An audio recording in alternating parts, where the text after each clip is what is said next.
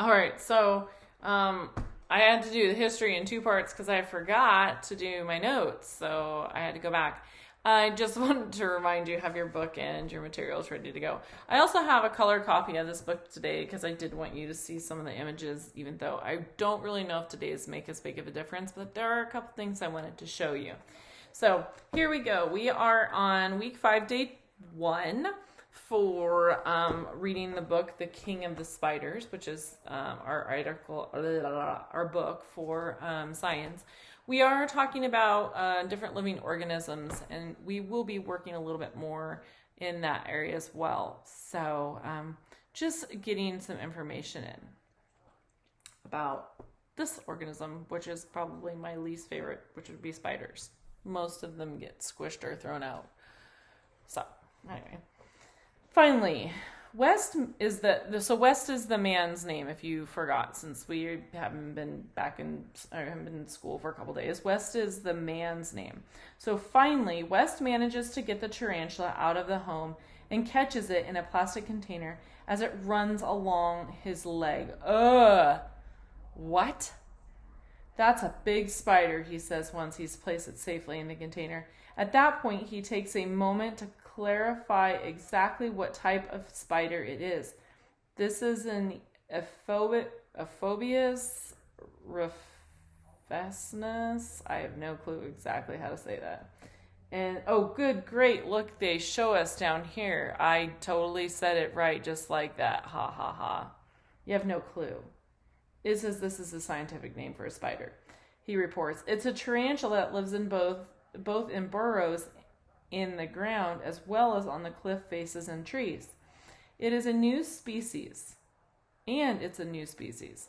West actually helped to identify this particular type of tarantula on an earlier trip to French Guiana, but it's not what he is looking for on this trip. He is looking for Goliath tarantulas, so he opens the container and releases the spider back into its burrow.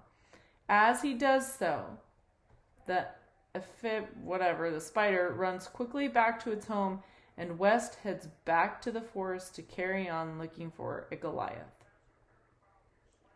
So even though this was a giant spider, it wasn't big enough, and there's no way I'd have to type this in. So I guess this is a good example. So if you don't know how to say a word like this, and there's a million times as an adult, you will not know. I mean, I've never said that word ever before because I don't talk about spiders. So I can actually just type it into my phone or my computer, which in this case, because my phone is here. B-U-S. And then R-U. Oh. So then they show it. And I'm going to ask to speak it.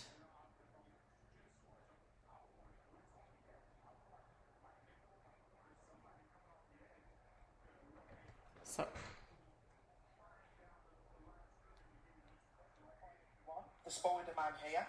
Well, I'm going to rehouse one of my tarantulas today. In this tub here, I have one of my E. rufescens. I have 3 of these. That's why this one's number 3. Rufescens. This one is slightly bigger than the other 2. You can just see it just there. It is literally creeping me out watching this. About 2-inch leg span now. Ephebus rufescens. Rufescens. Spacious and a bit more with more substrate. It's got probably a... Hi everyone, the Spider-Man here. Well, I'm going to rehouse one of my tarantulas today.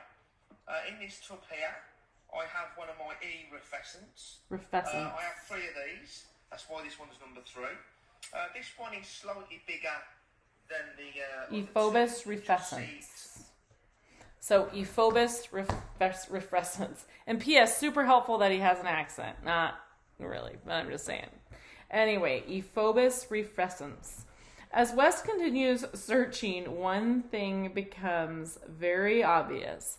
Finding a Goliath tarantula in the dense jungle will be far from an easy task. He's well aware of the difficulties of getting through the jungle. As he pushes and sometimes cuts his way through the heavy plant covered, he describes the experience. It's like barbed wire out there, he says. I mean, there are some places where it's almost impossible to break through. You're always tripping over things. There's razor grass. There are lots of things in there that will cut and scrape you. It actually says that razor grass is a species of grass which has very sharp knife-like edges. Oh, I've cut myself on a piece of grass before, like messing around with one of those really big, fat, thick ones. Did not feel good. He's showing how dense the underbrush is. You know. And then people talk about, and I'm not saying this situation, but in situations like underbrush too, we talk about a lot of these fires that are going on. There's so much dead product from the trees and the brush and leaves and everything that's under there that sometimes a lot of these, they say, can be up to 6 to plus feet deep. If you actually, it's not even soil, it's just all the decomposing debris from the above, which is fascinating. All right. Next. Okay. Finally. Oh, did I already copy it twice? I did. Well, at least I only have to read it once. Well, that's good. I was like, that doesn't make sense. All right.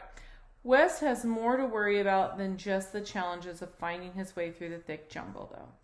If he finally locates the Goliath tarantula, he'll face a whole new set of dangers. Besides its fangs, the Goliath has some very impressive weapons on its body. A tarantula's body is covered with tiny hairs, but the ones on the abdomen called articulating hairs, which can be dangerous. Articulating hairs are the ones of the primary defense mechanisms used by some tarantulas. These barbed hairs cover the surface of the tarantula's abdomen. When threatened, many tarantula species will launch these barbed hairs into the air, directing them toward potential attackers.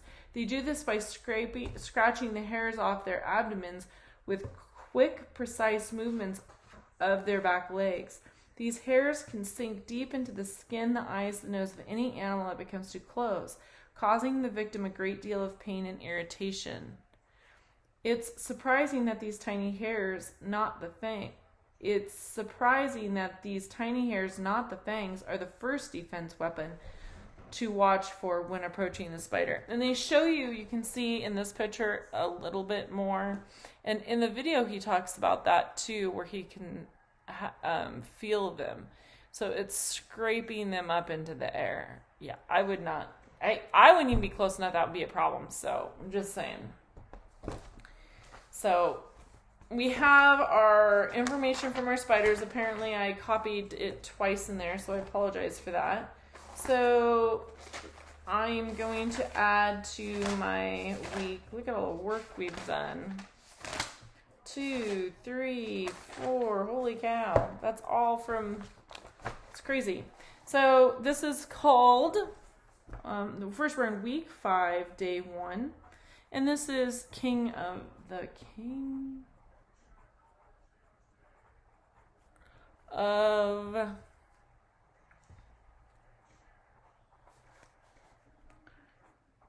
spiders.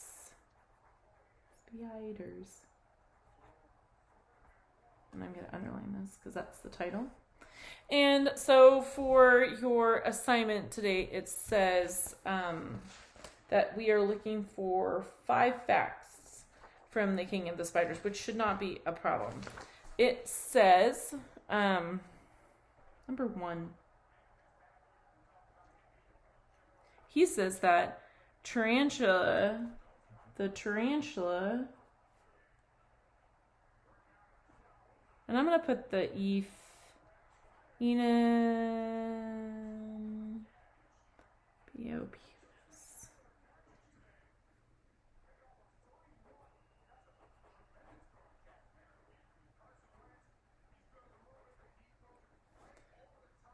is a type of tarantula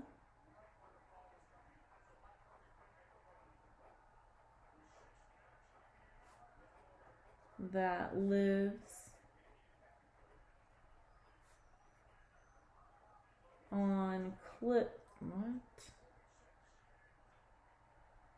on cliffs. What am I doing? See? And underground.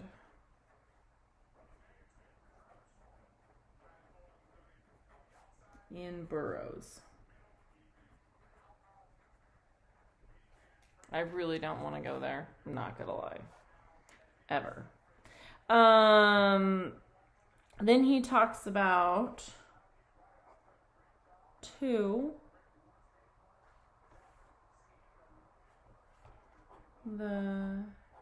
there are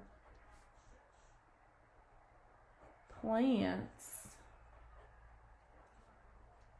that are called razor grass.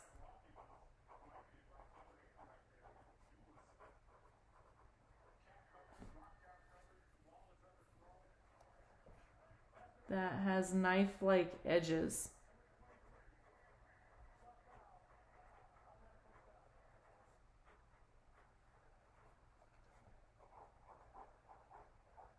Even the plants are dangerous.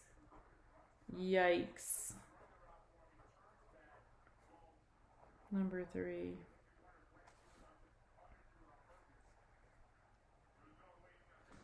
I'm going to say that even the plants seem dangerous.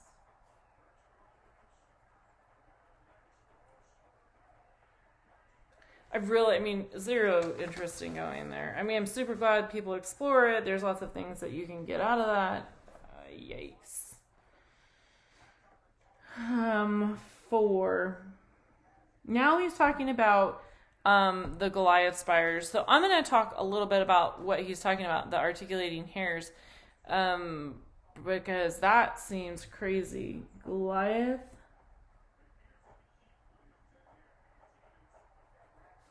spiders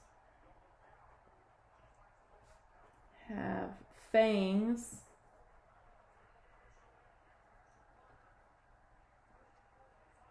as one weapon. And the last thing I'm going to put is 5. But the Goliath...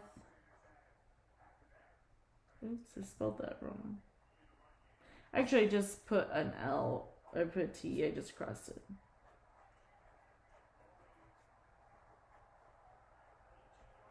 The Goliath spider. But the Goliath spider's first defense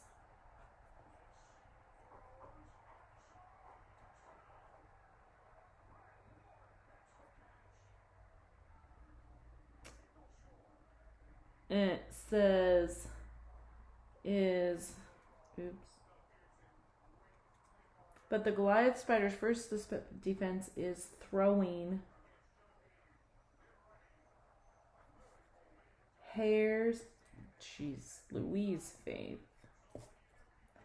Hairs off its abdomen.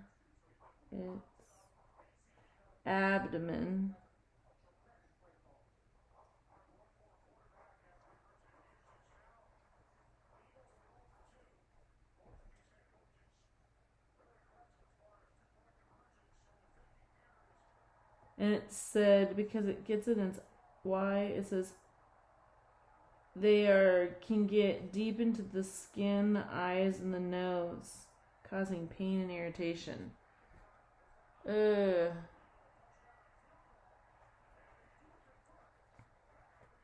That gets stuck. Oops. and the predator's attackers. I'm going to say attackers because they use that because it probably doesn't want to eat it. Attacker's eyes, skin, and nose. Yikes. Causing pain.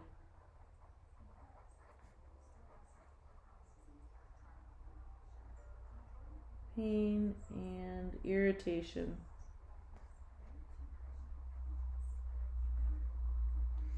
Yeah, that would do it. That would do it for me. Sorry. So I have my 5. I'm not gonna lie. Again, not going to wherever this is at.